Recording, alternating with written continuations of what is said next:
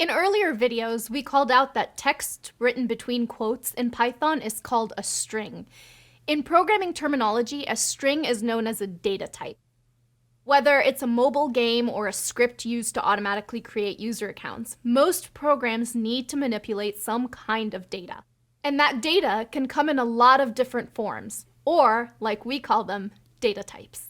A string is only one kind of data type found in Python. There's a bunch of others, like an integer, which represents whole numbers without a fraction, like 1, and float, which represents real numbers, or in other words, a number with a fractional part, like 2.5. Generally, your computer doesn't know how to mix different data types. For example, adding two integers together makes perfect sense to computers, like this. Adding together two strings also makes sense. We just end up with a longer string that contains the two, like so. But your computer doesn't know how to add an integer and a string. If you tell it to mix these two different data types, your computer isn't going to know what to do and will raise an error. Check it out. Oh no, our first error! But don't panic. Errors are a common part of programming, and you'll probably have to deal with them a lot. The trick is to think of errors as little clues from your computer to help you improve your programming skills. Read the errors carefully, understand what they're telling you, and then use that new knowledge to help you fix the mistake. In this example, the last line of the error message shows us that we've encountered something called a type error. When we get a bit of explanatory text that tells us that the plus sign can't be used between an int type and an str type, which are short names for integer and string, thinking about what we've already learned about strings, integers, and mixing data types, can you guess what the error is trying to tell us?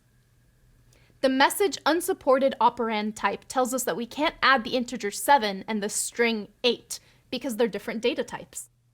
But what if you didn't have an instructor to helpfully point that out? How would you know? You'd need to use your research skills and the resources we called out earlier in the course to do some investigating. For example, you could look for information about the error by pasting the type error message into the search bar of your favorite search engine. This is a common trick used by almost everyone learning to code, and even by experienced developers. You'll usually find that other people on the internet have reported similar errors and solved them too. Back to our example. Maybe you're thinking, aren't we adding two numbers here? Looks a bit like it, right? Well, look carefully and remember that anything wrapped in quotation marks is considered a string in Python. So 8 is a string here, while 7 is an integer. To the computer, adding 7 plus 8 is just as strange as adding 7 plus a is to us. And 7 plus a equals no sense at all. It might be helpful to think about data types in terms of information they can represent. For example, the name of a file would be represented as a string data type, while the size of that file might be an integer data type. If you're ever not 100% sure what data type a certain value is, Python gives you a handy way to find out. You can use the type function to have the computer tell you the type. This might come in handy when dealing with code that someone else wrote and you're not sure what data type it's using. For example,